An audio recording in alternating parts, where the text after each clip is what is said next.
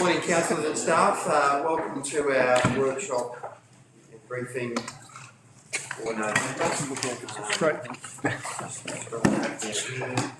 Just before we begin, are there any conflicts, Councillor Mill? In briefing 2.3 and 2.5. Just want to give us a bit of detail. One through in briefing. Yep, community grants and naming of council facilities. Yep. And the conflict? Declarable. Any detail on the conflict?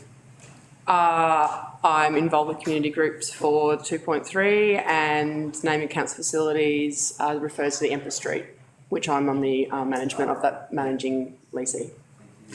Anyone else? Councillor Jensen? Trying to find it. Is it the grants? Oh no, the 2.2. King Cambo Field. It's in your arrangement. Yeah. 2.1 regional police. My daughter manages the Rainbow Beach Sports Club. Rainbow Beach Brewers. To stay in the meeting room for that? Yeah. If I'm allowed, I'd like to stay. Councillor Miller, do you intend to stay in the room? For 2.3, depending on the discussion and presentations, there's some I would like to leave for, and then depending on what the rest of, I would like to come back, and 2.5 I'd like to stay. Right, okay. So 2.3 will just manage as we Yes. go? Right, right.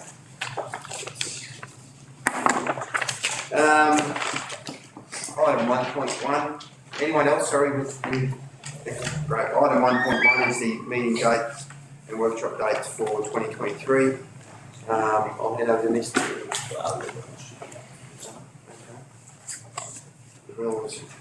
Fair? We'll go to item 1.2 while we're waiting for the staff member to arrive. The state government changed the laws of occupancy of secondary dwelling. I'm assuming that's you, Mr. Burns. Mayor, it's myself and Simon Kinchington. Morning, Councillor. Simon is our guru on this little section. Oh dear. But there are also some other considerations that Simon may talk to that were announced over the last couple of days in terms of other housing, emergency housing regulations and the state government presentation on emergency housing. So essentially,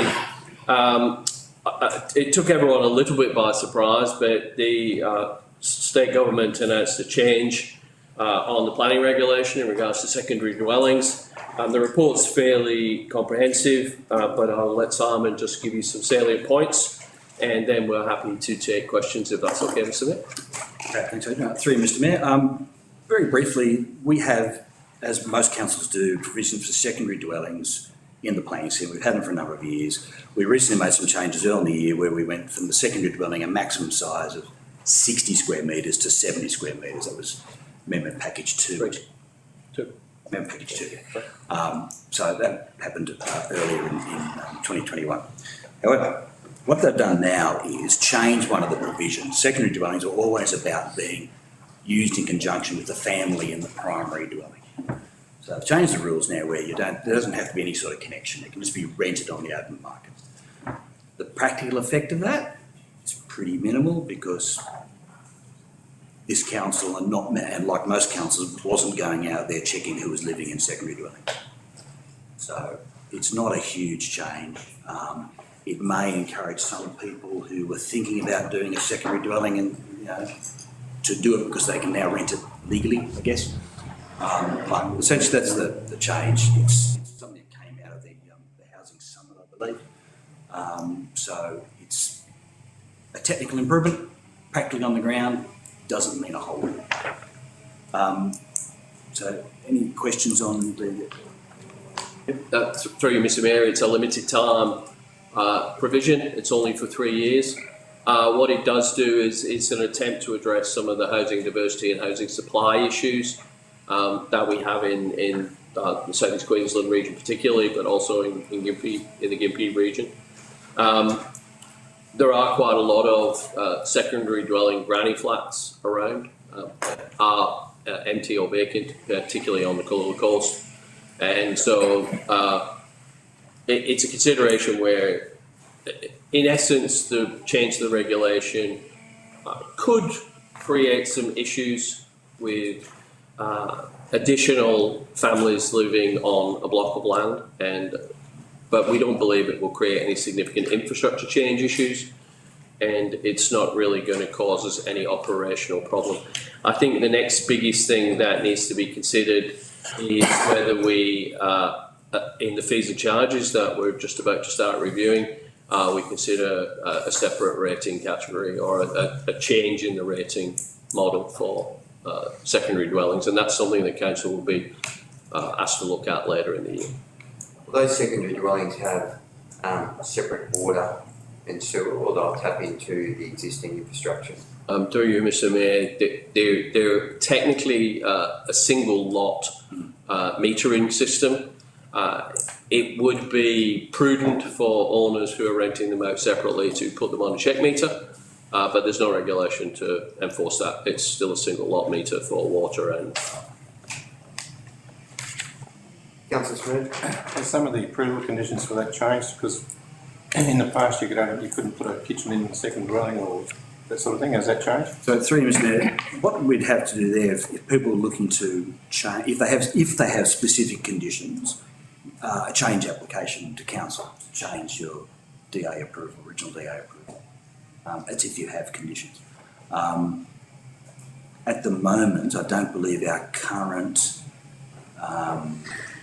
criteria in the code prohibits separate installation of kitchens and that kind of thing, and laundry facilities. Commonly, laundry facilities were bottles being shared and a lot of these things. We don't. I don't think we limit that at the moment. So, if they're being carried out as accepted subject to requirements type developments, they'll have a building approval, and they won't have conditions about that typically. Some of the older ones may do, but more recent ones won't do. Through Mr. Mayor, isn't the primary driver for this under the previous legislation your relative as a person in the primary residence? Now the requirement for that relationship no longer exists. That's correct, yes. Through you, Mr. Mayor. Sorry, through you, Mr. Mayor. That does go to Councillor Smoot's question, in that if it is not a relative, the anticipation would be that they would need separate kitchen and laundry facilities. But what we do see in the existing granny flats or secondary dwellings is that they would have a portable hot plate or a microwave and those sort of things, and they've never been regulated as such within this scheme. Councillor Wardle? Through the chair, what's triggered this consideration? Is it because of the lifestyle change after a pandemic, wanting the elderly living closer to home, or what was that? Through Mr. Mayor, I think it's about a housing supply conversation. Right. Okay. There's a view, with some justification, that there's an opportunity here to free up supply. So I'm not sure on the ground numerically what change it's going to make, because as I said, a lot of the granny flats aren't being lived in by granny anyway. It's probably not going to make a lot of difference on the ground, but it might encourage people who were thinking about doing a granny flat but didn't have the relative connection. They can now do that quite often. So this is to avoid going into, what's the term? Green. The alternative is to do like a more formal dual occupancy. Yeah, to avoid going into, what's the word? Greenland? Greenfield. Okay. Greenfield. Sorry. To avoid that, is that basically what we're trying to avoid? Yeah, cutting down trees. Help there. Some of the discussions at particularly the state level, they've looked at the occupancy of homes, and often there's a lot of single or a couple that are living in a 4-bedroom facility, and I think one of the thoughts is if we can create an opportunity for people to downsize from their 4-bedroom home where they're only using one into a 1 or a 2-bedroom granny flat that is self-contained, then that will free up a house for a family and help relieve the issues around that. I think that's part of their thought process with it, and that's maybe why there's a time frame put on it, and that they're hoping that if it's going to have an effect, it'll have it in that 3-year period, and then things will get back to normal again. Councillor Smith? Yes, Mr. Mayor. Mr. Burns, you mentioned 3 years, as did the Mayor just then. So what happens after the 3 years, so with those granny flats that have been approved? Through you, Mr Mayor, it's a really interesting scenario. The matter was released by the state, and they didn't have a lot of information at the time, and I believe they're still working through that. Can clarify? Yeah, Sorry, I've got that. through you, Mr Mayor. Just, we have been talking to the state about this question, and I suppose it comes down to interpretation of the minister's press release more than anything else. Minister's press release talks about the amended provision being reviewed in 3 years. So it wouldn't then negate any lawfully commenced activity. So if you've lawfully commenced under this provision, you keep going. But if but at this stage, I would be surprised that this amendment gives rise to any particular concerns they would in 3 years go, oh, let's scrap this. I think this is now how it's going to be. I think they'll get to the 3 years and they'll review it and go, well, that hasn't caused any dramas, and we'll just keep going with this. Any other questions, councillors? Okay. Through you, Mr Mayor, we may, it's actually not in the report, but, sorry? Because that afterwards. Yeah, but late last week, there was another announcement that rather than bring another report to council, we felt we could deal with as part of this, so we may, it's to do with emergency housing.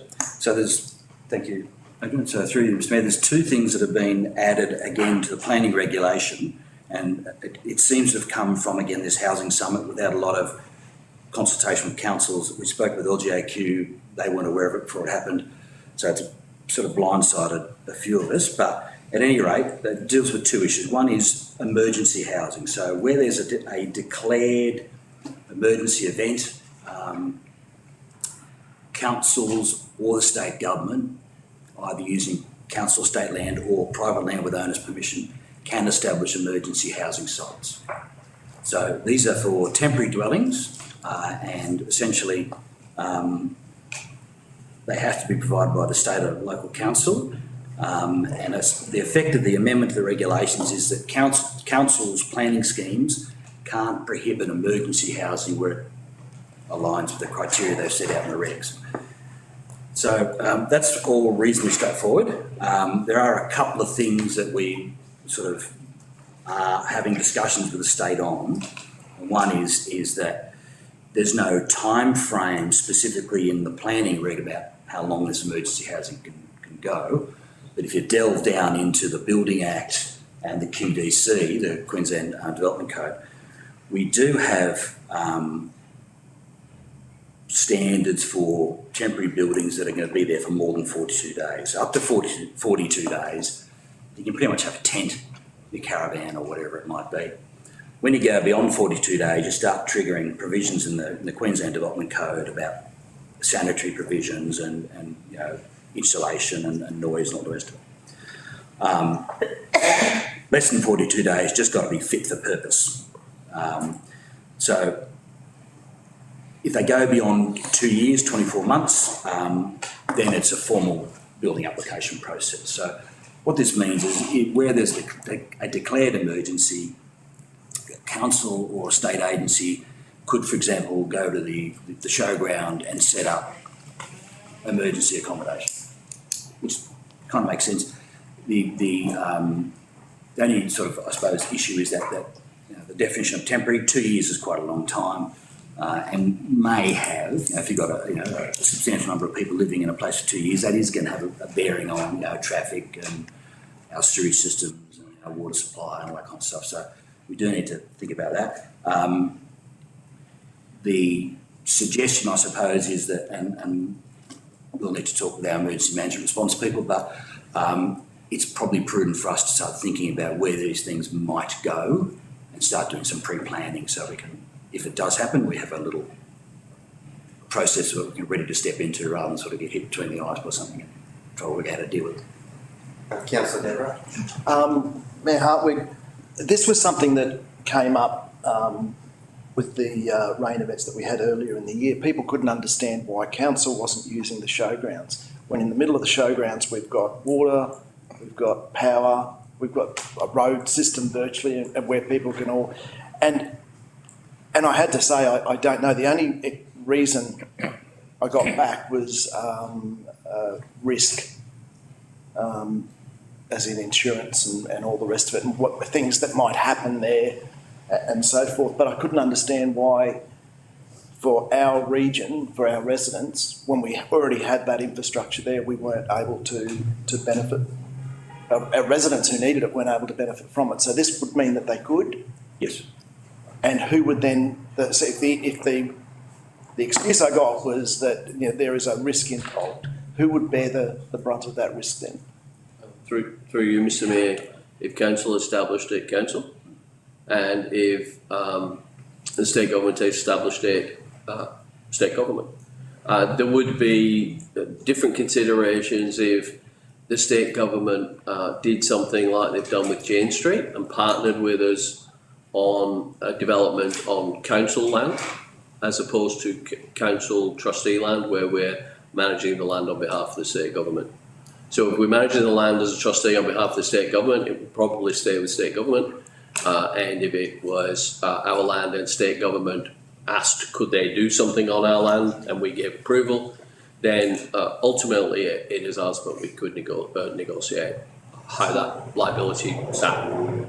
So, Mayor Hartwig, my question then is, have we looked into what the cost of negating that risk or making sure that risk is covered as far as insurance and things happening?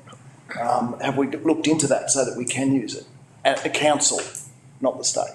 Through you, Mr Mayor, we've known about this for maybe 5 days, so we've not looked into it. This is not this, sorry. This is from back in the flood events earlier in the year. And that the change that Mr Bennett is talking about is only coming in 5 days. I understand that. That's different to what was already being asked for back then. So the problem was insurance, who's going to be responsible? We are. Did we look into what the cost of... Through you, Mr Mayor, it wasn't only insurance, I don't believe, was the reason for us not doing it. A lot of it wasn't allowed.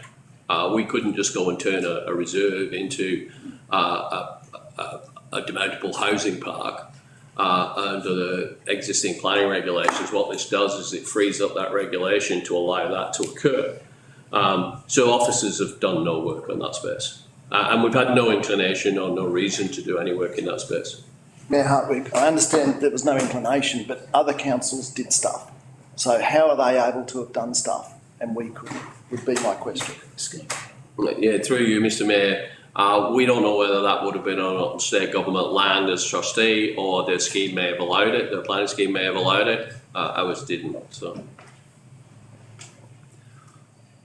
Mayor Hartwig, if it's our planning scheme that's stopping it, surely we can adjust our planning scheme in times of a disaster. So, Mr Mayor, we don't need to, they've done it.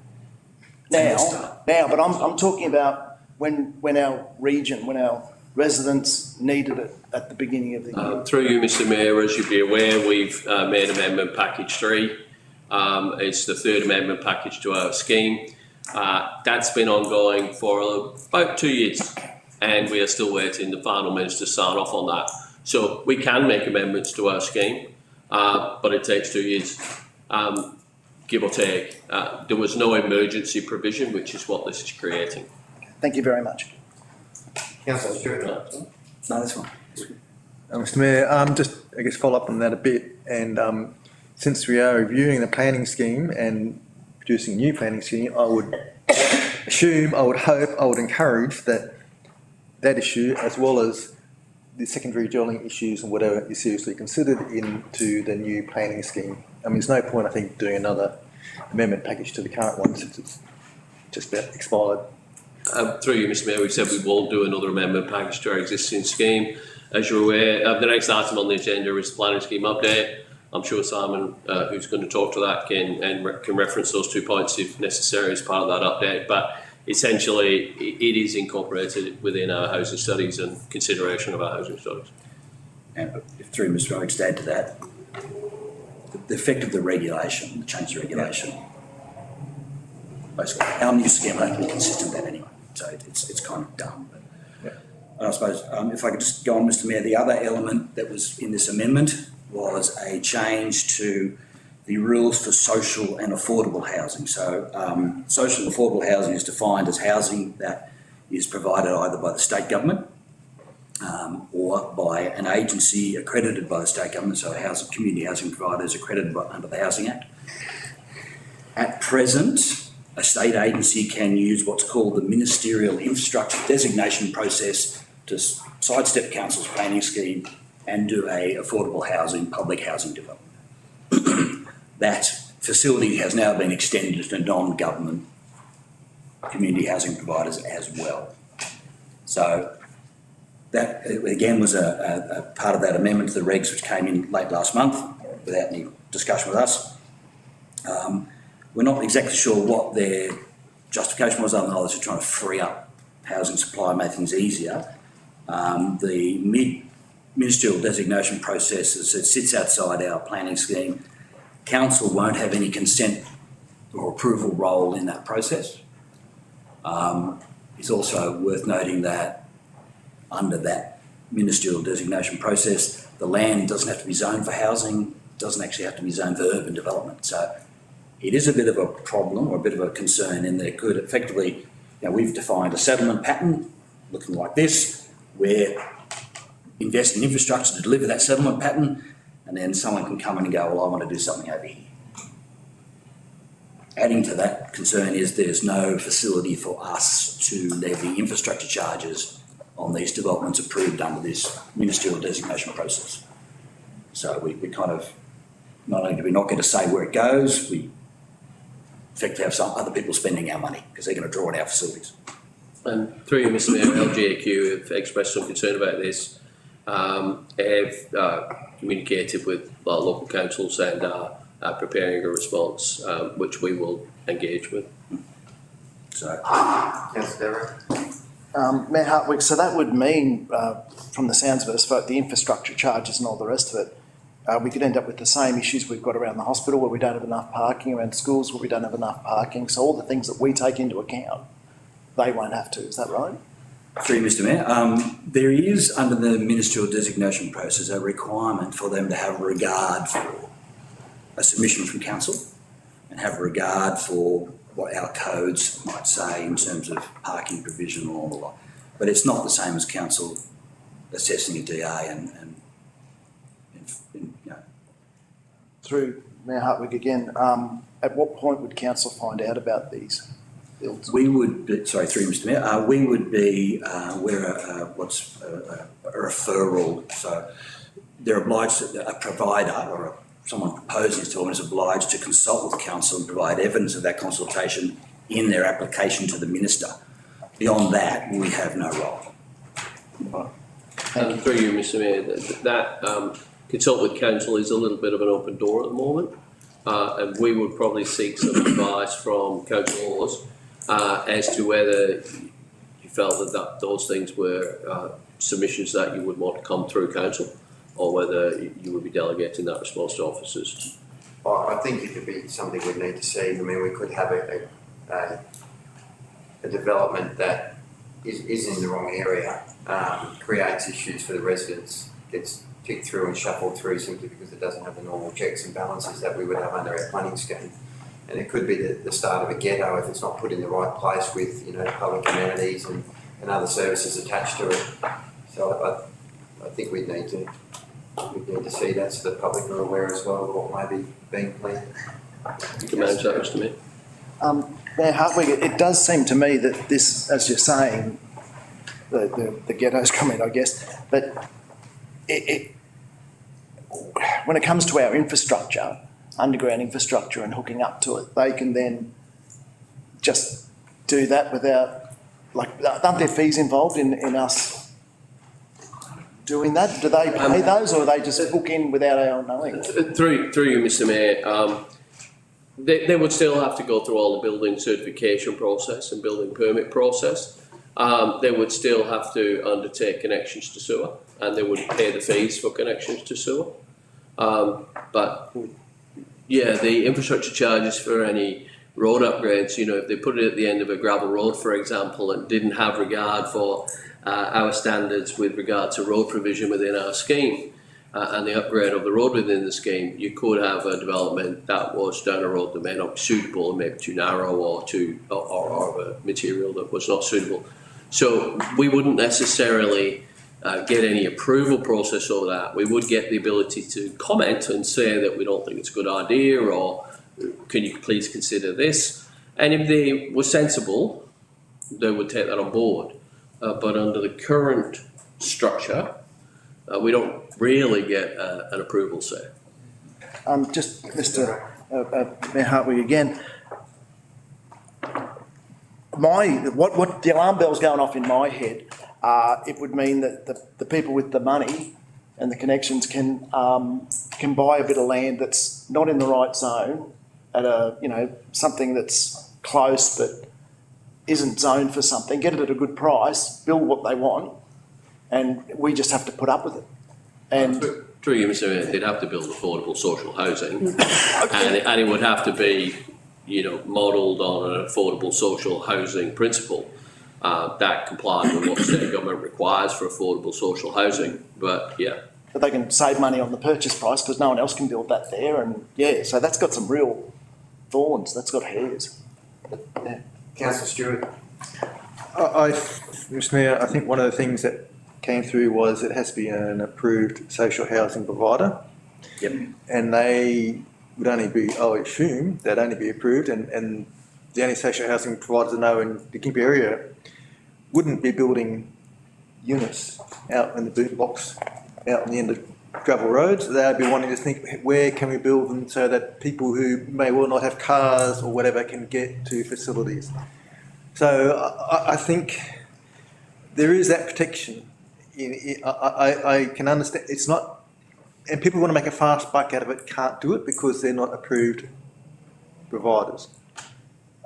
And so I think there are some checks and balances, there may not be enough, but it's certainly something that we will need to keep talking to state government about. I have concerns around not getting infrastructure charges. I mean, that's a cost to the ratepayer, whether it's up front or in terms of maintenance, and it's a significant cost. And the state are always asking us to put up our infrastructure charges because they feel that we're not getting enough to cover the future cost of maintaining that asset, and then to sort of do that on the one hand, but then on the other say, well, but for this pocket, we're going to just, let the ratepayer carry the can for the next 50 or 100 years is probably not ideal. Councillor Polly. Sorry, Chairman, my question was one topic back. Could the officer fill us in the gap between 42 days of emergency housing and 2 years to get a DA? There was a massive gap there, I heard, and I didn't know what was happening in that space. Through Mr. Mayor, there's I suppose 3 periods involved there. Up to 42 days. Yep. There's very basic provisions in the Queensland Development Code about what is a suitable structure, building. Yep. Effectively, it's a tent. Yeah, you can live in a tent. And it just has to be fit for purpose. Yep. So, and erected safely and properly. When you go beyond 42 days and up to 24 months, so up to 2 years, you have to comply with, there's several columns in the QDC about what a temporary building for residential purposes has to comply with. So you've got a bunch of criteria that basically you need to be able to sign off on. Under the QDC, a temporary building can only exist for 24 months as a temporary building unless otherwise approved by council. So council can grant an extension to that process, but if it's basically a referral from the building certifier, if it's privately certified, to council, and council gets to decide how long that temporary building can be there. And usually, talking with Andrew this morning, is that we then apply, if it's going more than sort of 2 years, becoming a permanent structure, you then start looking at also what the plan scheme says about the land use intent for that land. So if someone were to say, well, look, we want to sort of extend the temporary nature of demountables on the showground because they're convenient, we'll use them next time, and you start thinking, well, that's fundamentally changing the purpose of the showground. So you need to start thinking about an MCU approval as well. So, up to 2 years, manageable. Beyond 2 years becomes bit of an issue. Thank you. Any other questions, councillors? Thank you, gentlemen. We'll go back to item 1.1. So, thanks, Council meeting and workshop dates.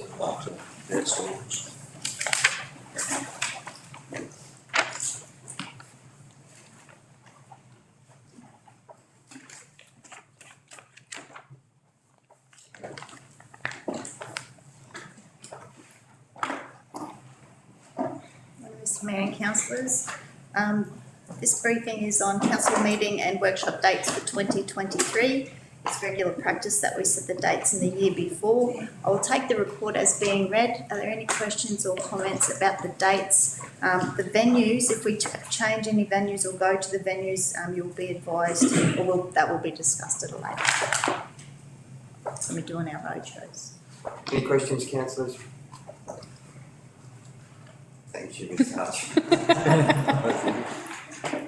Item 1.3, update on the new planning scheme project.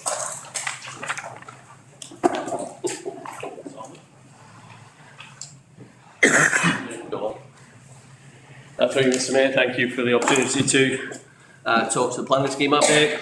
As referenced in the previous item, I've brought Mr Pinchington here, who is planning scheme coordinator. Simon is going to just take us through where our current update is. We're anticipating probably more questions and presentation on this one.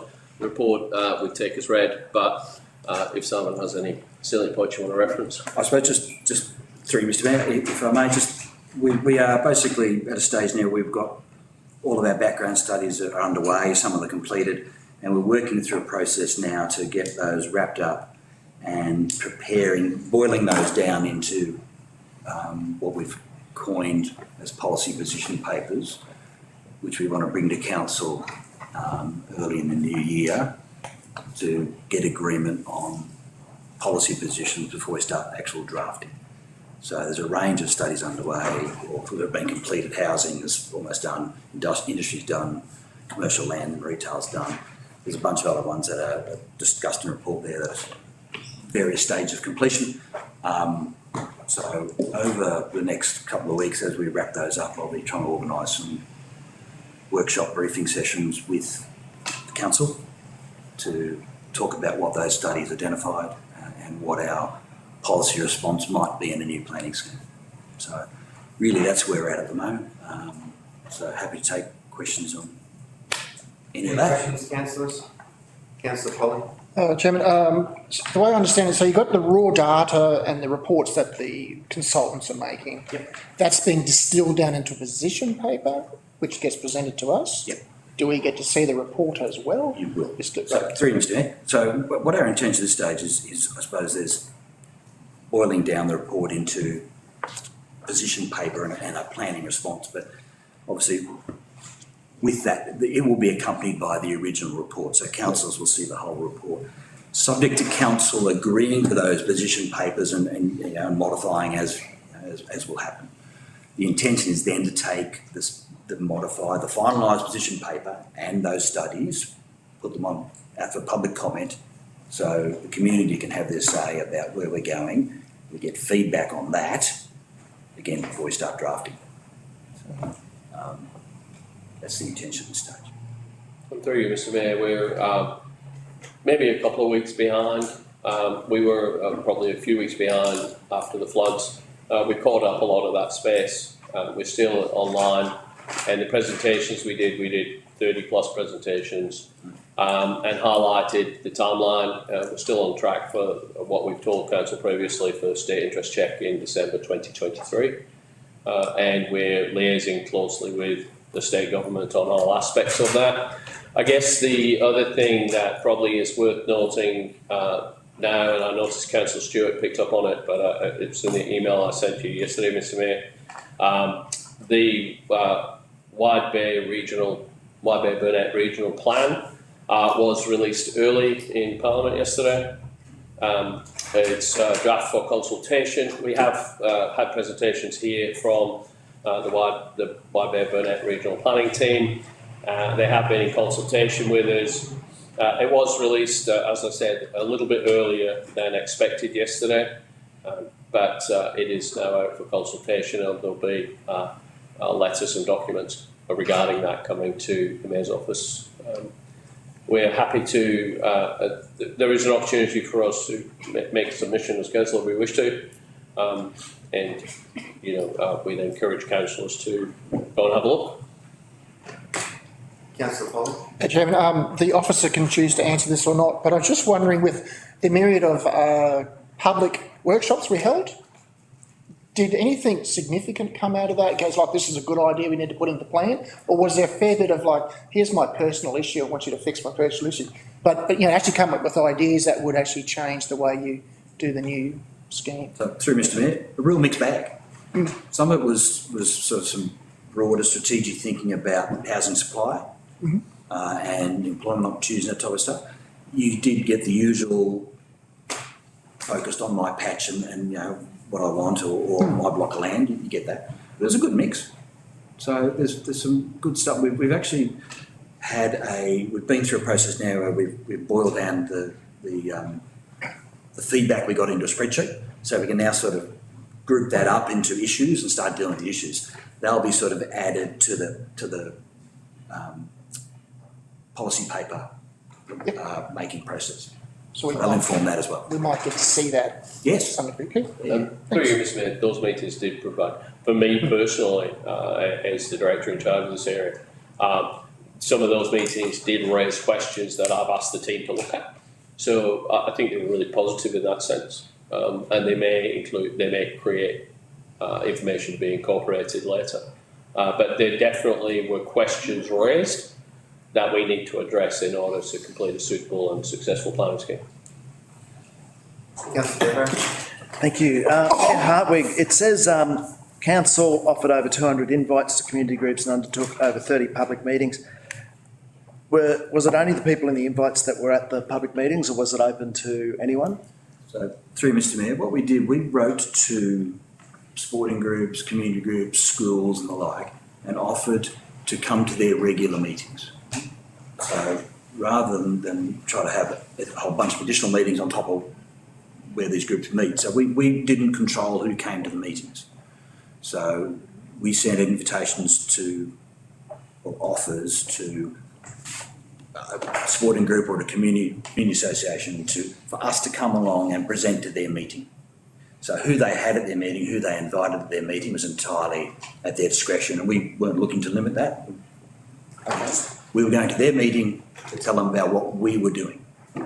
So, Mayor Hartwig, this harkens back to my issue that I have with how council itself communicates with the community, is because we have a fair percentage of people, or a sizeable percentage of people in our region who don't have smartphones and don't have access to the internet at all.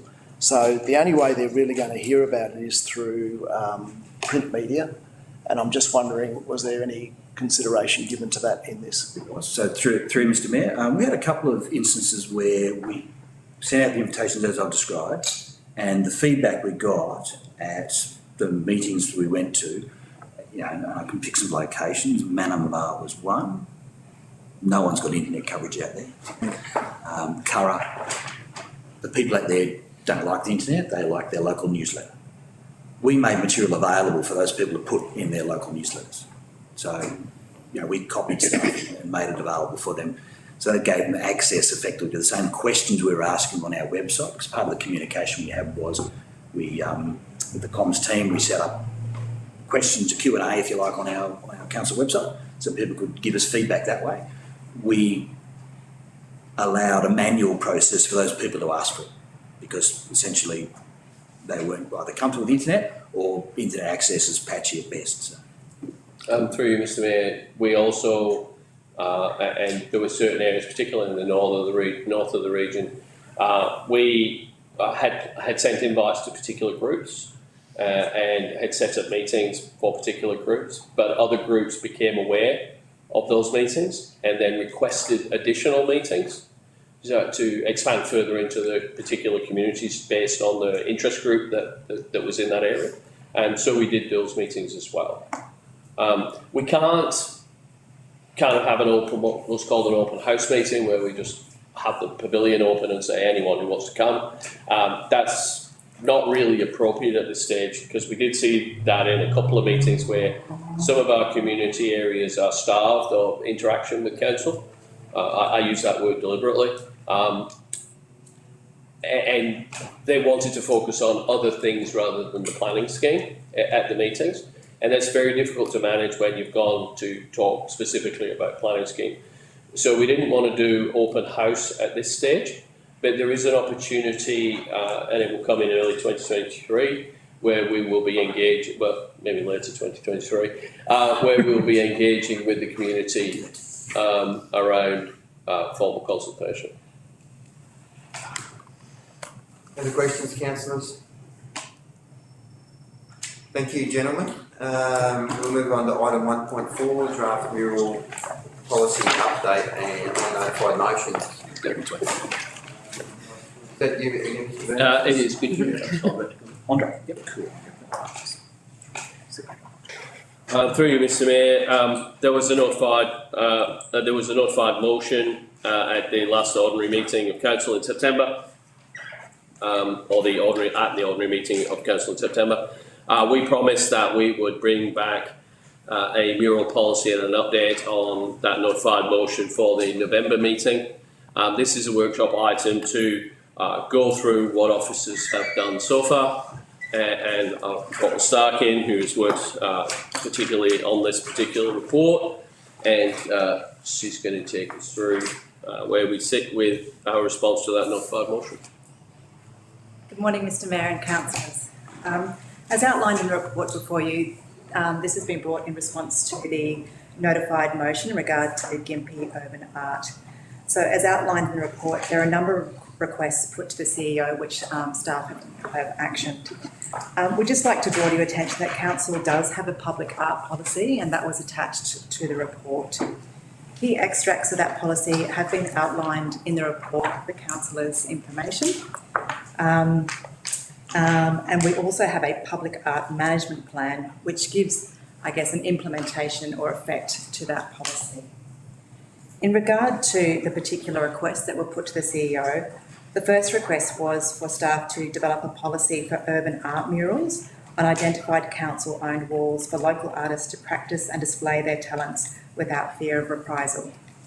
So as outlined, council endorsed its public art policy, and it does provide a framework for the proposal, assessment and delivery of public art in the Gympie region. And public art under that policy encompasses a really broad range of art forms, which does include murals. As requested, we have developed a specific policy for community murals, which encompasses, which enables council to identify processes for artists to undertake work at approved locations. So under that policy, council would retain the right to repair, renew and replace and remove artworks. I would like to point out to councillors that following today's conversation, we do need to undertake consultation with the Queensland Police Force in regard to the interplay between the murals policy and Queensland's graffiti laws, just to ensure that we're not placing artists at risk of being charged with graffiti pursuant to the Queensland's Criminal Code. So that draft policy is attached to the report, which I'll go through in a moment. The second request that was put to the CEO was to identify suitable infrastructure, such as sewer pump stations, and develop a policy for more formal work, including the approval process, with flexibility to allow council, community groups, businesses and artists to be the instigators of those works. Officers will undertake an audit of council-owned infrastructure in 2023. So there's quite a little bit of work involved in that, finding suitable locations at the surface area, what kind of materials would be suitable for particular concrete, sewers, etc. So that will be undertaken in 2023. Council's current public arts management plan outlines the approach for delivery of public art, including murals, in the region. And it does allow for a range of instigators, including council, community groups, developers and artist-led public art proposals. And that's also reflected in the public art policy, where both the community and the private sector can lead proposals. To ensure that we achieve the intent that councillors passed at that notified motion, we have reflected this diversity of proposal pathways in the draft murals policy. The third piece of work that was requested of staff was to investigate the possibility of investing in commercial projectors which can light up council buildings, granting local artists the ability to explore projection art, as well as allowing council to honour national days such as Anzac Days, major events such as Heart of Gold, etc. For councillors' information, council has recently appointed a coordinator for arts, community and culture, and we are in the final days of appointing a new curator for the gallery, which is very welcome news for the arts sector and staff more broadly, that we'll have people in those positions who can really lead this work and give it the expertise that it requires. So these officers will investigate suitable locations and projectors for budgeting in a future council works program, and those investigations will commence in 2023. So councils would be aware that we would need to take into consideration things such as access to power, projection sight lines, the safety of equipment, and we need to assess that in terms of each site and what projector would therefore be good for each site. So you can imagine if we wanted to project onto a council building, it might be mounted across the street and possibly not on council property. It could be on a power pole or it could be on private property. So there need to be arrangements put in place with those property owners to project up onto council buildings. In the interim, council has done lightings for specific events such as Probus. At the moment, there is potential to do that in Smithfield Street, the lighting that is there already. So we certainly do have the capacity to change the colours of those lights. It could be in Christmas colours or purple or whatever we like. So we can continue to do that in the interim.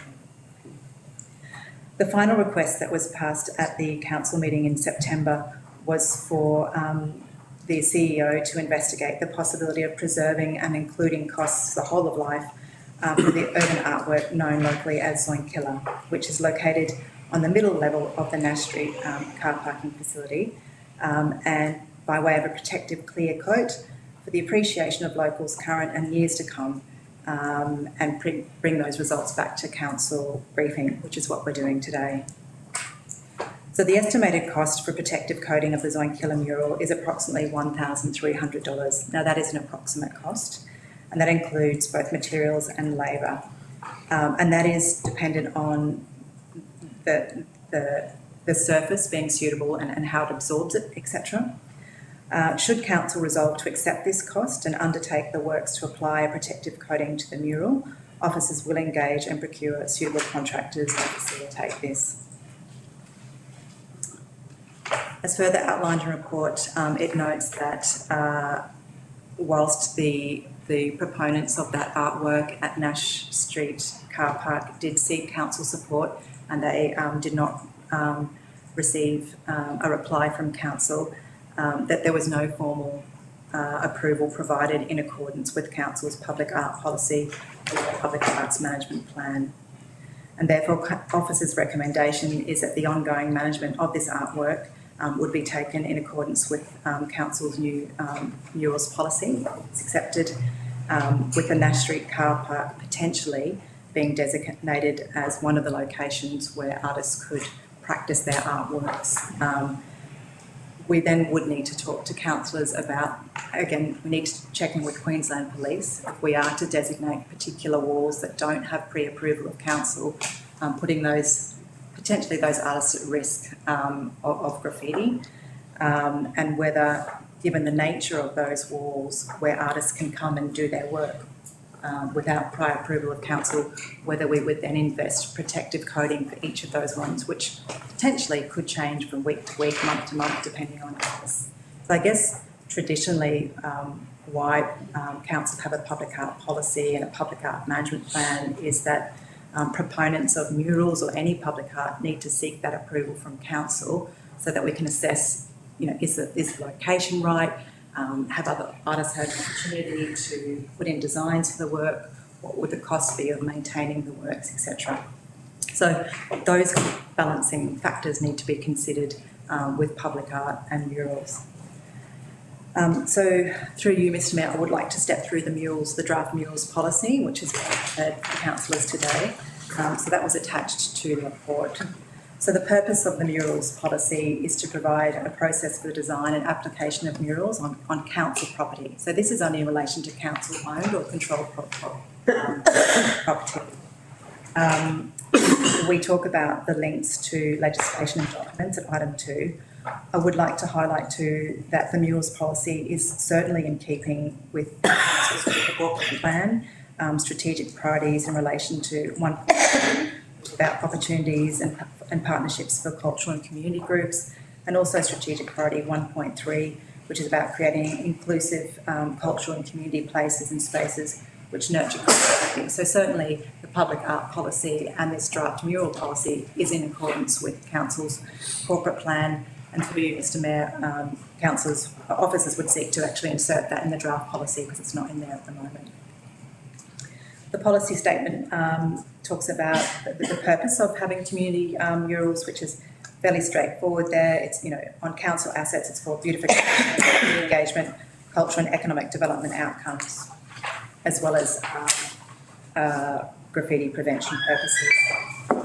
Councils be aware that we have a number of guiding principles in the draft policy, again reiterating that individuals, community organisations, artists, businesses and government entities can propose murals pursuant to this policy. So very much an open opportunity for anybody in the community to come forward and say, we've got this great idea for this particular piece, what do you think? There's other guiding principles in here in regards to it being broad themes. The designs need to be of high artistic quality. There's issues in here in regards to graffiti tags and commercial branding. We have to take into account costs, and we also need to take into account copyright and moral rights. Through you, Mr Mayor, I would like to highlight that on further reading of Council's public art policy and also the councillor's motion, it was to enable local artists to practice and display their talents. And through you, Mr Mayor, I think it would be beneficial to include in the draft policy a statement that local artists and organisations be provided with an opportunity to be creative and develop their capacity and profile their work. That's not currently in the draft policy that we submitted to council, but on further reflection of a range of different policies, I think that would strengthen the policy and potentially achieve the intent that the councillors were looking for in having this policy. I think one dot point in the policy on page 3 talks about a procedure designating graffiti art walls and potential for designation of approved council sites. So generally when a piece of public art or a mural is proposed, the proponent sets out where they would like to do that artwork, the costs that are involved. So that's very much it's driven by the proposal, which can be either council or the proponent. The idea of designating particular graffiti walls and whether we need prior approval or not would need to be explored with the Queensland Police Service. And I'd also, through you, Mr Mayor, seek what council's intentions were with this idea of having a space for local artists to practice and display their works, and the difference between those practice walls, if you like, and the more formal murals or public art that you would like us to oversee on your behalf. So without further ado, ready back to you, Mr Mayor, for councillor questions. Any questions, councillors? Councillor Ford. Don't we already have a graffiti wall down at the skate park? So there's a couple of places. Yeah. So in Nelson River there is a brick wall that was next to the water tank. Yes, that is, from my understanding from being here for 7 years, that's the one graffiti wall where I've had church groups put in requests to say, can we do this artwork? It doesn't go through the Public Art Advisory Group. We do look at the concepts before they put them up, just to ensure that there's no language issues, etc. We do not put protective coatings on that. So that's very much, if you like, a practice wall that's been maintained by council. That is the only one that I'm aware of. There is public art on the new skate park, and that was done pursuant to the public art policy, Right. where we called for expressions of interest from artists to say, we've got this fabulous new facility, we would like there to be public art there, we got funding for it, and that was assessed through the Public Art Advisory Committee. That does have protective coding on it. We do have agreements in terms of how long we would keep it up and also how we would take it down. So through you, Mr. Mayor, that's a good example of how the two are different. Councillor Stewart. Mr Mayor, Stark raised a good issue in terms of how long this artwork stays for, and nothing lasts forever. I think we need to assume that murals will be painted over at some stage, one way or another. And I don't know how long, how much. So do protective coatings make it more difficult to do that, or to remove artwork, or? I was just going to say, through you, Mr. Mayor, my previous experience is that, yes, protective coatings do make it more difficult to paint over an existing mural, but it's still possible and it's still manageable. Because you are effectively removing the original mural, you're not really too considerate of what that mural was when you remove it. So there are a number of mechanisms to remove the protective coating before you paint over it. But presumably that'd be more expensive than just painting over an old one. Through Mr. Mayor, that is correct. But the other point that is relevant to Councillor Stewart's position there or question there is that the policy does talk about intellectual property and copyright, and it is important about who has that intellectual property and copyright, because under certain circumstances the artist may have the only rights to repair or maintain their mural, unless the agreement that we had with the artist was that transferred to council and it became a council responsibility, and we held we held no ongoing maintenance responsibility for the mural should it get damaged or graffitied by someone else. So there are considerations and there's some complexities there. Everyone seems to think it's a very simple matter to just paint something on a wall. It's never that simple, unfortunately. But that is what the intellectual property and copyright clause in the policy allows council to manage.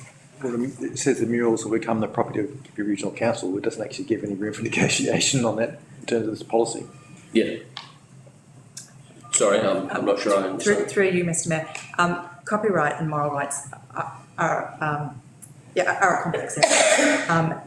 When a public art piece or a mural is negotiated with the artist up front, when there's approval and it goes through the process, that would be part of the discussion around copyright and moral rights. So under the Public Art Management Plan, it talks about it should be noted that these rights can affect council's ability to maintain public artwork without the artist's consent, or even able to paint over a mural if within a certain time frame. It is council's ongoing responsibility to acknowledge the artist at the site and in publications where an image may be reproduced. Negotiations need to be made about copyright fees for uses of images and publications, especially those where it's a potential to make profit from the publication. Any such issues will need to be addressed from the outset within the contract. So that's the contract that we would have with the artist that gets approved to do the particular artwork. So that can transfer, through you, Mr. Mayor, that right can transfer to council if it's contracted in the original position. But if it isn't contracted in the original position, the artist owns the artwork, which then causes complications for council down the track. So our policy is that it should come to council. Our policy is that it should come to council. I could give you anecdotal evidence of some councils where they have done particular public art installations. It's cost them hundreds of thousands of dollars to repair the public art installation. And in one instance that I'm aware of, a significant legal issue when the artist died and the estate of that artist took ownership of the art but then couldn't repair the artwork. And so it does cause a number of issues. So it's really important that the contract reflects the ownership of that art and the control of that art moving forwards from an intellectual property and a moral and copyright legislation position. Councillor Jensen. Through you, Mr. Mayor, a couple of things. The practice wall Yes, yes, When it gets full, yes. does it get painted over? Or do they just paint over it themselves or? Through you, Mr Mayor, my understanding is that there's been limited maintenance of that site and really the community, one time that I've said yes to a particular church group to do it, they've just painted over it and done it themselves. So it's been quite hands-off in that way, on the knowledge that we say yes to the particular artwork, they do all the materials, there's no obligation that it will be up there for a certain amount of time. Someone could come and do it in the future. Yeah. Yeah, that's how that wall works.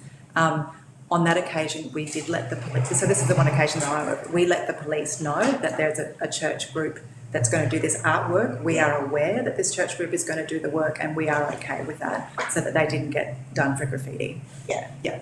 Good. Through you, Mr Mayor, just to follow that quickly.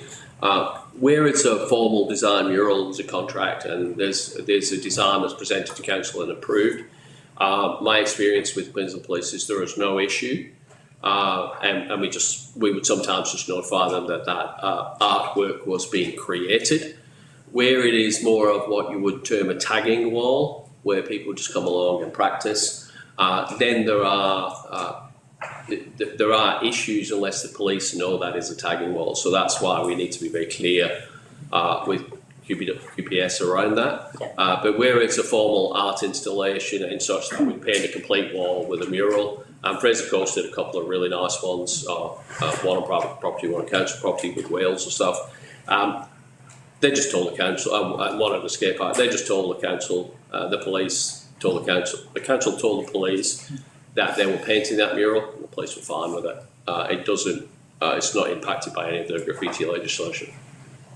Through you, Mr Mayor, what a possible solution to what you were saying about the legalities and all that. If we gave them a timeline and said, your art's going to be here but only for 3 years and then it's gone or something like that, would that help? So pursuant to the contract, we could say that yes, our intention as council would be to have it on the wall for 3 years. Say if a flood comes and does significant damage to that wall, where the cost of repair may outweigh the value of the initial artwork, or it gets graffiti to such an extent that the cost of repainting it could be too much on council. My understanding would be that we make sure in that contract that we have with the artist, we make sure that we retain the right to either seek that repair or not. So if the artwork's going well, it's got good integrity, it could be there for the 3 years. So that's would be a formal artwork that we've commissioned, which is different from a practice or graffiti wall where there's no promise as to how long it would be up there. Yeah. My last question, if we were to go ahead with the clear coating, why would it have to be contracted out? Do we not have any staff that can paint? This is so for the Zoinkiller one in particular. Is that it would be contracted? It depends on the availability of park stuff. It is actually a particular technique that's required. We made a call to a local artist who does public art and the protective coating, and I might defer to you on this one. It's not as I too thought you'd, but apparently that's not the case. Right, because I spoke to a councillor in Fraser Coast. Yeah, and in Fraser Coast, through you, Mr Mayor, they do apply a protective coating. Yeah. They also specify the paint that the artist uses in the first instance. Yeah. We're not aware of what type of paint the artist who painted Zoinkiller has used. So we would actually have to engage a contractor to go and test it before they could formalise a price to... You could probably just ring the artist and ask. Sorry? You could just ask. Well, and it's not only the coating they use, it's the coating that's underneath that as well. Yeah. It might only be 1 or 2 microns thick, and whatever's in the clear coat can actually penetrate that and go into the other, and you can have a reaction underneath. Through Mr Mayor, we've also had a complaint about breach of copyright for that piece of artwork as well. I bet. Great matter. Yeah, of course. Because there are people that, through the mayor, Howie, there are people that just don't like it, so they'd be looking for anything. And I'm sure if they watch that meeting, when we talked about it, they would have picked that up and snapped on it pretty quick. Sounds like we should get call for expressions of interest to really paint over it and something that's at home. Through you, Mr Mayor, if it would assist councillors in making the decision on whether to apply the protective coating to Zoinkilla, some considerations that officers would like to share with you is one that whilst the artist and the related party to the Zoinkilla artwork did seek to get council approval, it wasn't actually granted. And therefore our team wasn't able to assess the site beforehand in terms of the surface, the artworks and the designs. So by then putting a protective coating on it, it could then set a precedence in terms of artists putting artwork on walls and then seeking council to put a protective coating on. So that's just one issue to take into consideration. Potential copyright issues for this particular artwork. The fact that this artwork is linked to a particular commercial premise in the area, and whether that does raise considerations in terms of it being a form of advertising, which is not in keeping with the public art policy or indeed the draft murals policy. And I think going forward, if council would like us to investigate the idea of having practice walls, such as Nash Street Car Park, that we probably wouldn't do protective coating on them because they are there for practice, if that makes sense. Whereas if a business or a community organisation came forward with a proposal and said, we want to do this particular artwork, we could go, great, let's look at the suitable location, let's look at what type of paintwork's required, let's enter into a contract with the artist to ensure we're meeting all the moral rights and copyrights, and let's put a very decent protective coating over that and maintain it for a certain amount of time. So I guess that's the considerations for the Zoinkilla artwork, is that it hasn't gone through that process. And I think murals sometimes of their nature are not permanent. And whether it's this particular artwork mural, the Zoinkilla one, or other ones, council probably wouldn't be in the business of putting protective coatings on for, say, 10, 20 years if that's not the intention of the original artwork. That's just provided as considerations for you to consider with the Zoinkilla artwork. Through you, Mr Mayor, it's probably fair to say that this is a workshop report that we will bring to council for resolution. If we were presenting it today, we would recommend, or our resolution would suggest, propose that council does not put a protective coating on the Zoinkilla artwork. But that's why we're having the discussion today, in case councillors wish us to change that position. So, but based on what Mr Stark has just presented, our position would be we would not support or recommend a protective coating on the Zoinkilla work, but we would not want the Zoinkilla work necessarily removed, pending just some further investigation of the copyright issue that Mr Lewis has referred to. Is the issue that you raised before, and I think Councillor Jensen was touching on it in relation to ownership of the artwork, that would need to be squared away as well with a contract from the artist, is that correct? Normally that would be done first, but given that the artwork is already there, if there is no contract in place, then there is that issue around who owns the artwork and who's responsible for maintaining it. So through you, Mr Mayor, as Mr Stark just referenced, the artist did seek approval from council, and I've spoken to the guys from the business that was involved.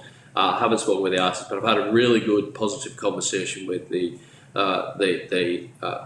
business, and we had a discussion around that. The thing is that they sought approval, they didn't receive approval. Although there are considerations, and I know there are people who have a view that it was street legal, that was a project.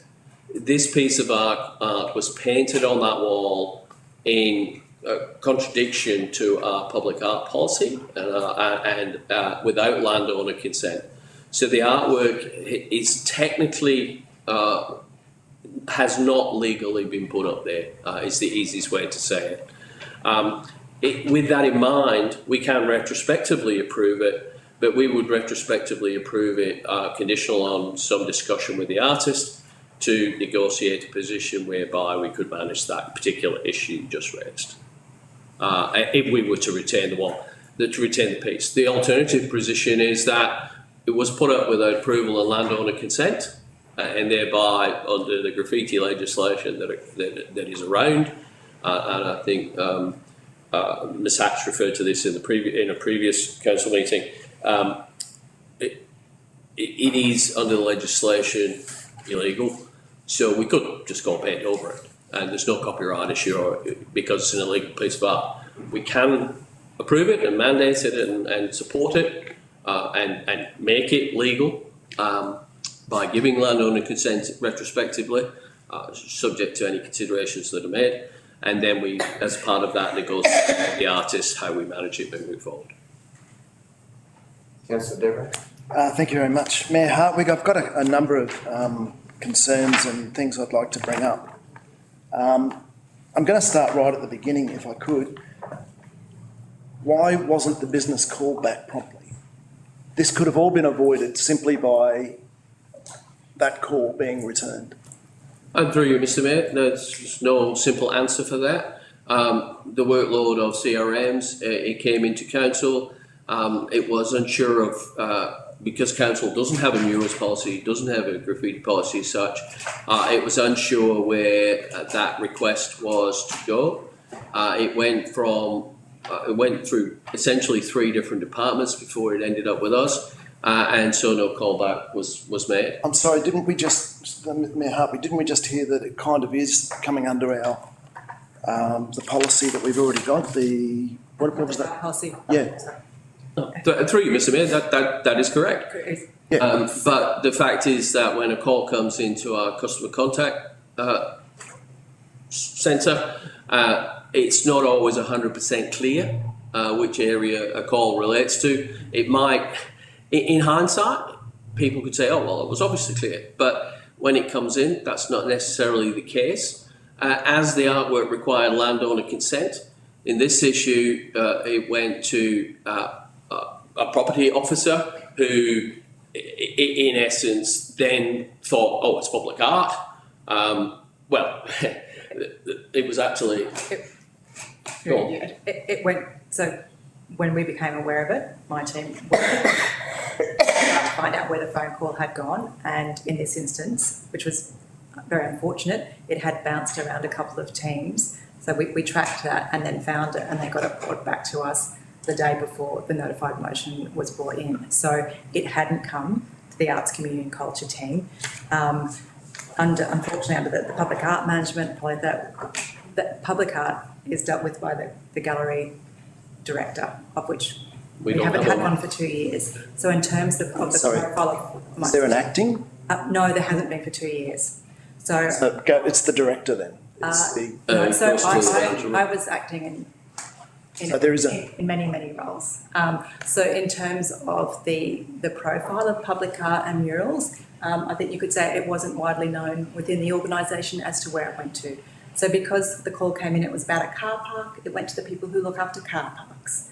So it not ideal in terms of how that call was managed into council. I think what is done internally is that we, need to raise the profile of public art and murals, and we need to adequately resource those areas so that staff are aware of who does lead that within council. And through you, Mr Mayor, there are, even within that position, there are 2 car parks. There's a built infrastructure, and then there's the open car parks. So it's 2 separate areas of council. So in this instance, it did bounce around and it came back to us, which is what it should have done. But that was after the artwork had been painted.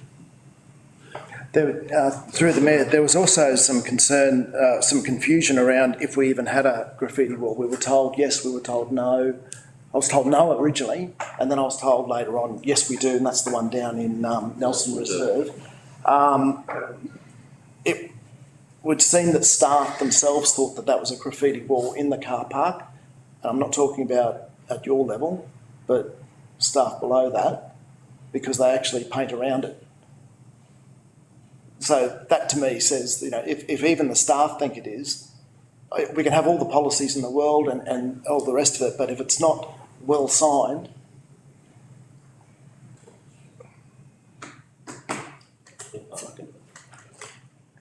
Through you, Mr. Mayor.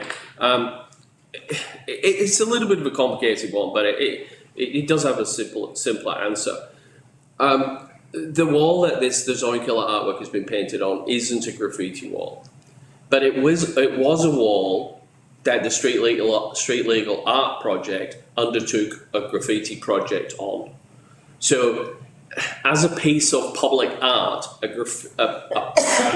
graffiti wall was painted as a piece of public art as part of an externally funded, grant-funded project. But it isn't a graffiti wall in the sense that Nelson Reserve is. So when you would ask an officer if the Nash Street car park was a graffiti wall, the answer would probably be no. Is it an approved piece of public art that is graffiti? The answer is yes. And so that's why it's preserved, protected, painted around. But is it something that you can go and paint on with tacit landowner consent? No. But Nelson Reserve is. So that's the simple answer to that question. So, Mayor Hartwig, Nelson Reserve, people don't need approval to go and paint on it. Is that what I just heard? Through you, Mr. Mayor, it's a grey area. So I joined council 7 years ago. I had to find out, someone's just called me about this graffiti wall. Do we have a graffiti wall? So in terms of, I think, both public understanding and staff understanding, it hasn't been clear. So I think this is a really opportune time to actually be very clear, pursuant to the draft murals policy, those areas which are designated graffiti walls and what kind of approvals are required for that, and which areas need to go through a different process. So I haven't been here forever and a day. We have changing staff. I think it would be a great process to actually make these things clearer, both for the public and for officers. Be that the park staff or the maintenance crew that go into the Nash Street car park, or the arts and cultural officers, so they're both aware of what a particular wall is and what the approval processes are. And there's always walls in the community where people will illegally do graffiti. So what's a graffiti wall in our language could be different to the people who do graffiti themselves. They might go, that's a beautiful graffiti wall, I'm going to go and graffiti on it. But that wouldn't be a legal graffiti wall to council or the police. Councillor Warder. We touched base on the subject of the practice wall, right? Nelson Reserve? Yes. Yes. Okay. And you're allowed to. Yes. Now, is there anything in the pipeline for that to either stay or go? Is it going to stay at the front entrance to our beautiful scenic town, where you drive in, you see the Nelson Reserve and into the Memorial Park, and there's a practice scribble / tagging wall? Through you, Ms. Mayor, I'm not aware, and happy to come back with further information on whether the intention is to retain that wall or not. Okay, thank you. For you, Mr. Mayor, that's ultimately a council decision. The policy and the notice of motion responses say that we will identify spaces and walls and places where graffiti and murals may occur. As part of that, we can put on a list, and councillors can choose whether they wish that to remain as a graffiti wall, or if we identify somewhere that we feel is more suitable from you're talking about a gateway entry treatment type approach. If we feel there's somewhere that is more beneficial for the urban design of the community, the region, then we might pick another spot. Yeah, just because there are more discreet places and over to the public where they can see it too, like what they call them, the abutment of bridges and whatnot. So easy access, people can still sort of admire it, but it's still discreet. But yeah, anyway, that's something we can consider maybe, hopefully. Councillor Bentley, Councillor Coyne. Richard, do you want to go first, mate? I've got a fair bit. Okay, I only got one question, sorry. Page 14, item 2. Of the policy? Of our report page. Anyway, it just says to identify the, in 2023, officers are going to undertake an audit. And I was just thinking, that's a lot of effort and cost to identify places to put murals, considering that further down the report, there's reference to a number of reports that were done 5 years ago, therefore they are now out of date. So I was just wondering, do we really want to go through that expense, or would it be easier, I suppose, that when somebody says, I would like to put artwork on this place, we could just quickly do a review of that site, whether it's acceptable. Because you're going to spend $100,000 on a report and never use it for 5 years. Right? Well, I think the You will. idea is that when someone comes and says, can we use this space? If you just say no, then they go, well, they walk away and they go, well, you said no to me, but you've got no other solutions. And having a list of suitable locations means that if someone comes and says, can I do it here? You can go, well, no, you can't do it there, but you can do it here, here and here. And it offers opportunity or solutions rather than just saying no and sending them away. Okay. So it'll just be limiting the options that they can ask for. But if they requested a new place that wasn't on the report, the answer would just be no, or they might be able to consider that. Consider. Yeah. I suppose that's what I'm just going. If they suggest it, consider it, but yeah. Through you, Mr. Mayor, there's pros and cons to both. I wouldn't imagine that we would engage external auditors to do the audit, if you like. We would come up with a preliminary list, and very much if people had other locations that we could consider those as well, if councillors allowed us to. Over to Councillor Deborah. Councillor Deborah? Thank you very much. I thought it did say that we did external and that we were going to again, actually. I'm just trying to find it. Anyway, just on that idea about the coming into town and the fact that it is just that I just thought of something. Can we just make sure it says something that better than as we leave our city, our centre of town going out, it says keep going? Because I always thought that was kind of a real negative, you know, oh, you're leaving town, keep going. It was, so to do better than that would be lovely. Through you, Mr. Mayor, it's all right. We could make part of our resolution at the next council meeting to say in the interim that we paint over all and leave it blank for a little while. It's been painted over a fair bit at the moment with tag. Okay. Okay, so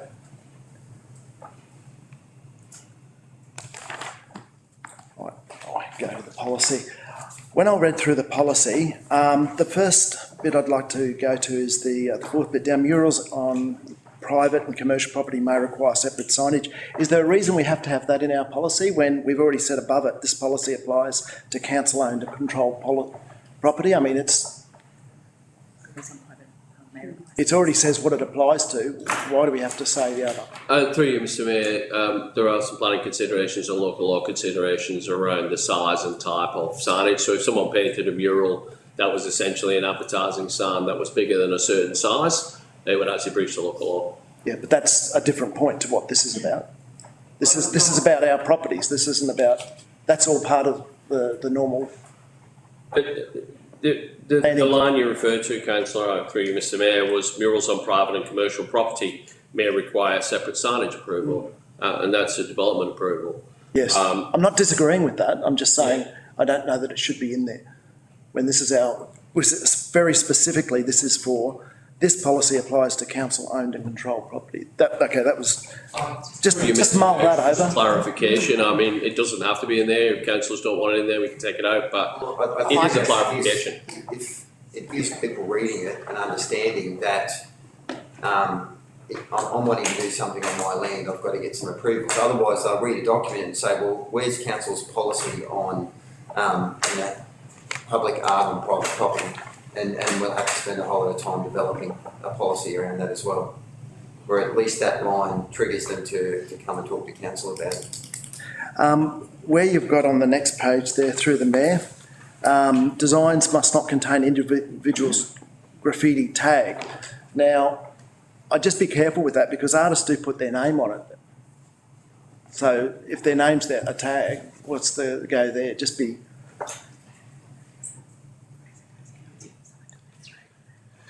Through you, Mr. Mayor, that's an interesting one, and every artist likes their art recognised. However, the graffiti tagging world and some of this policy was based on work that I did in the south of the country in major urban areas, and there is an adversarial nature to graffiti and tagging, and if a tag is on there, certain other graffiti artists are more inclined to want to tag the artwork. So if we've requested someone to produce a mural that we feel is part of the aesthetic beautification of the region, and we then let them put a tag on it, and other competing graffiti artists who may not have had the opportunity or may not have been able to get that piece of territory to put their artwork on, would come over and tag it to show that they were the better graffiti artist. So it's a simple thing. I think if someone was having a discrete signature down the bottom of the mural, I don't think we would have an issue with that in terms of the contractor agreement. But if the artwork or mural was a significant part of if their tag was a significant part of the artwork or mural, then that just creates an adversarial position where someone else would want to come along and tag over it. So that's why that's in this policy. But as with all policies we present to council, councils have the opportunity and right to ask us to change or modify or recommend changes to these things. We brought this to the workshop today for your consideration and discussion. We can always take that line out, but that's why it's in there. Okay, also the line 2 above, in order to maximise community ownership, it is recommended that designs reflect a broad community theme. I actually think that narrows down what we're doing. I think one of the things that came up, Mayor Hartwig, one of the things which came up on social media, which I know you don't give a lot of credence to, but I'm on there all the time and I see it, and it is a great way to communicate and to gather information. One of the things that came up with the people who didn't like it was that they wanted it to be something to do with gold mining and, you know, the town that saved Gympie. What's this got to do with local town and everything else? So I would be concerned that would actually narrow down what we can do. I would rather see a far more broad, people come to us with their ideas, and I think that having that in there might narrow it down. Through you, Mr. Mayor, the line is that it recommends a broader community theme. The feeling of view behind that is that the mural artwork adds value and representation to Gympie from a tourism or an alternative perspective. We want people to come and have a look at this. If this was a mural of, say, the Eiffel Tower or something, it doesn't have much relevance to the Gympie community. But if it had relevance to the Gympie community and had a broader relativity to the community, a community theme here, and had some recognition of the rainbow sands at Rainbow Beach, or the gold mining, or the hinterland areas, or something else, then we would support that as a piece of public art. It doesn't mean that we wouldn't support something like the Zoinkiller, which is more abstract and dynamic and based around commercial play. It's just a guidance that we would want it to support. I think a comparative, and I don't want to refer to Fraser Coast too much, but one of the ones in Fraser Coast has the whales on it because of the reference to Harvey Bay and the whales. And it was encouraged for that, and it's had a lot of positive community feedback. But that doesn't mean anything. I've seen many murals that are just abstract pieces. But if it has a community theme, it would get some support in terms of the policy. Okay, through the Mayor, you said we could add lines or whatever, and it's up to us. I don't like it, so that's what I'm saying. In Sydney recently, looking at the art that they've got down there, and there were things like steps where you had to look at it from a certain angle, suddenly it made up a face or something like that. Had nothing to do with the local community, but it was a fantastic piece of art. So I think that would be supported under this policy. Through you, Mr. Mayor, art is meant to provoke, to challenge, to entice, to do all sorts of things in terms of encouraging community engagement and different perspectives and economic development, tourism. To my mind, those things would be taken into consideration as it is under the public art policy and the public art management plan. So in the policy, it talks about a procedure being in place to actually assess that artwork and it's about compatibility to the proposed location, artistic merit, originality and scale. So if there was a great design which had steps going up that really played with the space and got people to think differently, if I was making recommendations to assessment panel, I would have seen that would certainly have merit. Again, Mayor Hartwig. And finally, from me, you'll be pleased to know, I know that I proposed a policy. Well, also, can we call it differentiate between urban art and graffiti, because it is very, very different, even though it both deal with the same sort of medium. I know that I put this forward. Have council considered coming to us and putting this mural policy more into the other one? It's already there, you say, but instead of having a separate policy, to have it a meatier policy, perhaps, that it covers everything. Through you, Mr. Mayor. Murals are certainly covered off in the public art policy that was adopted in 2020, and it is indeed covered off in the public art management plan as well. And I think the public art policy is quite broad in scope. It encourages many of the things that the council is seeking in terms of innovation, creativity, etc. I think that, in essence, you don't need a murals policy. It doesn't take away from the public art policy, I guess. I think what does need to be clearer is an appreciation of where we could have more community murals, making the process easier for people in the community. So I jumped on Cairns City Council's website and they've got a simple form for people to fill in saying, I'd like to do this art project. We'd like it to be at this location. This is the money that we have to put towards it. So I think processes like that make the community more aware and make it easier for staff to administer, I think would be advantageous. In terms of, your answer, I think we could look at the public art policy and the public art management plan and reviews it. So the public art management plan is quite dated. It was last reviewed in 2013. I read over it again last night. There's nothing in essence wrong with the plan. It's a bit dated, but there's nothing terribly wrong with it. So to your point, whether council wishes to adopt a murals policy is up to you. It may be easier just to have it all under the one public art policy, and so that's the one place that we direct artists, individuals, businesses back to. Oh, sorry, I jumped in front of you. That's all right, I did say last. I've only got one. Do the Rainbow Beach stairs come under this category? Can we take the fifth on that, Mr. Mayor? I don't know if the Fifth Amendment exists in Australia, but I think that's what I'd like to take the fifth on. Theoretically, Mr. Mayor, it should and does. Yeah. It is approved by motion. Just go to Councillor Stewart and then over you, Councillor Barry. Excellent killer. First question is, how long is it between the request and it being done?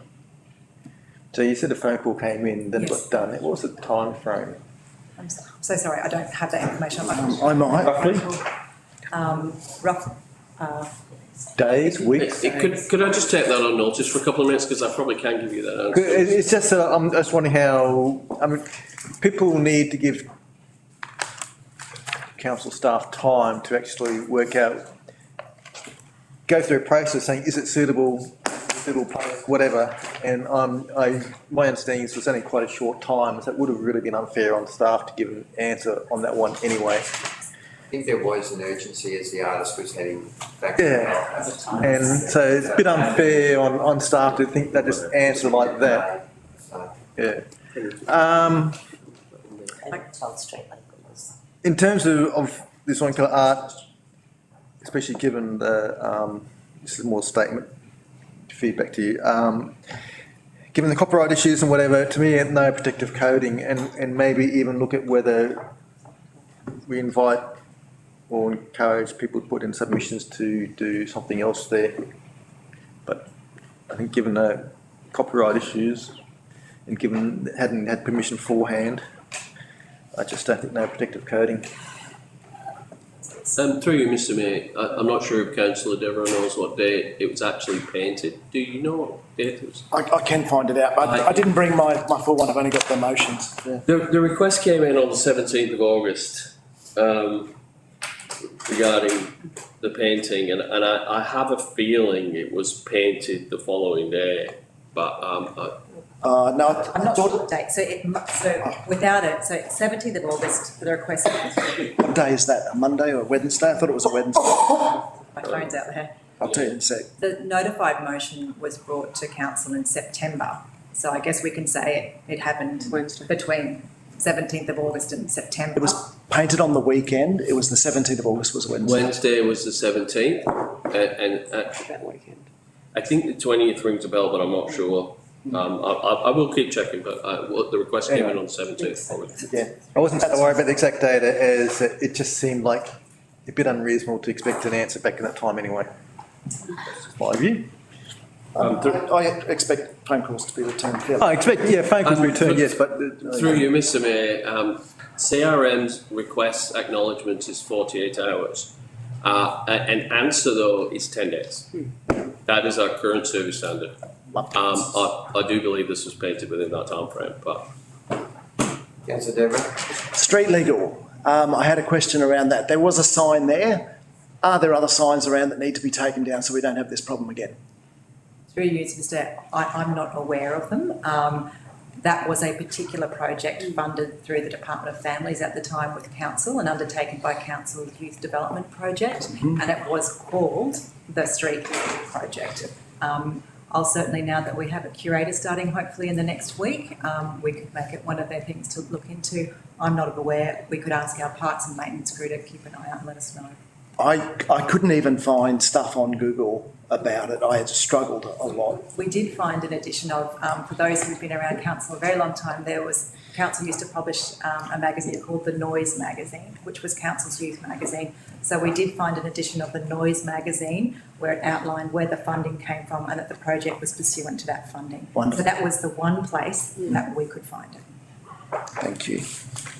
Just, Councillor Stewart? so just one last thing, I noted down, and that wall in the car park wouldn't be suitable as a graffiti wall given it's the car park. I was thinking, what, this paint being splattered on cars? Councillor Milne? Just to change the subject, the projectors, yes, you're going to look at like suitable locations and stuff for budgeting and that, but we're going to get a cost benefit analysis to actually go with that. So it's not like we're going to look at maybe just going and buying them. It needs to really have to actually have that reflection, because I do believe we hired them last time through a granting process. So whether that would be more cost benefit than to own, and then actually how that gets rolled out, because there is a cost of obviously using them, maintaining them, keeping them, displaying them and things like that. So is that going to be part of that investigation? Through you, Mr. Mayor, when we come back to council with those potential locations and costs, they would be indicative costs of what the project would cost. But as you mentioned, councillor, they may well go out of date quite quickly. We need to maintain them. The one projection project that I've been aware of in council while I've been here was the one that we did for Red for Remembrance, which was funded through the 100-year centenary of World War I. It was spectacular, I thought. Yes. It was just spectacular. So that was projected onto the town hall and onto the trees. It was in the thousands to hire the projector and the artist to actually map all of that, get the right artwork to go on the wall. So it's not cheap, but it can have a significant impact. So whether council wishes to do that on a project by project basis, that's one way of doing it. Whether we buy it, that's again another question for council, but certainly we'll come back with that. I don't have that expertise, but we'd need to get the expertise to provide you with informed answers around that. Yeah, so we're getting a cross-reference.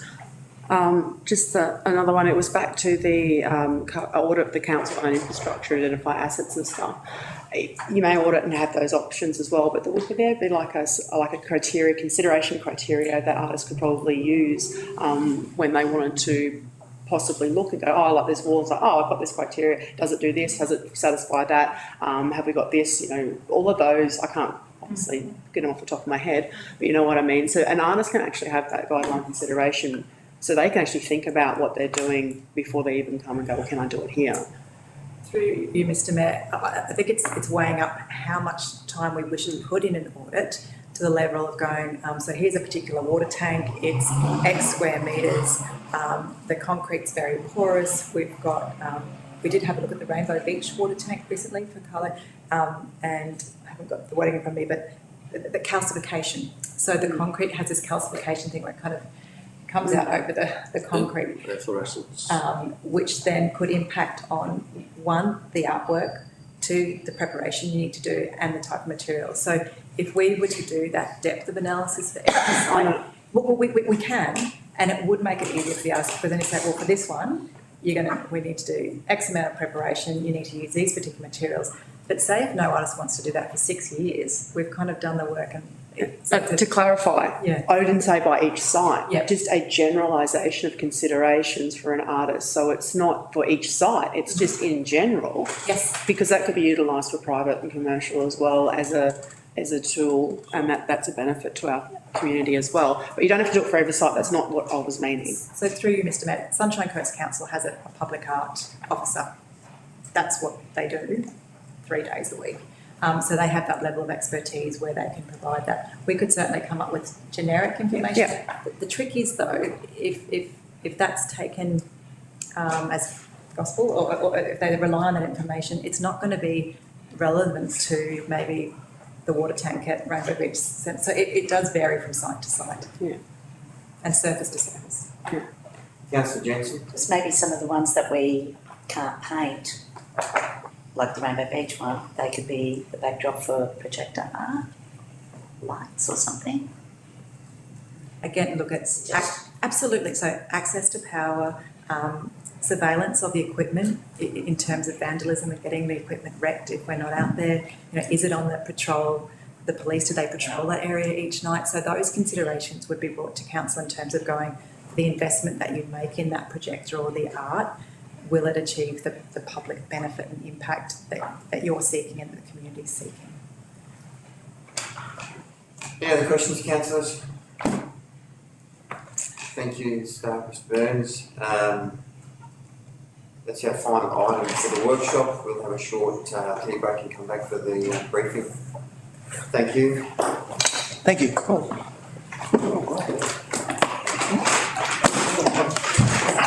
Something for it. You want to say? Oh, Laurel, in now, gone. Yeah, I've got something for it.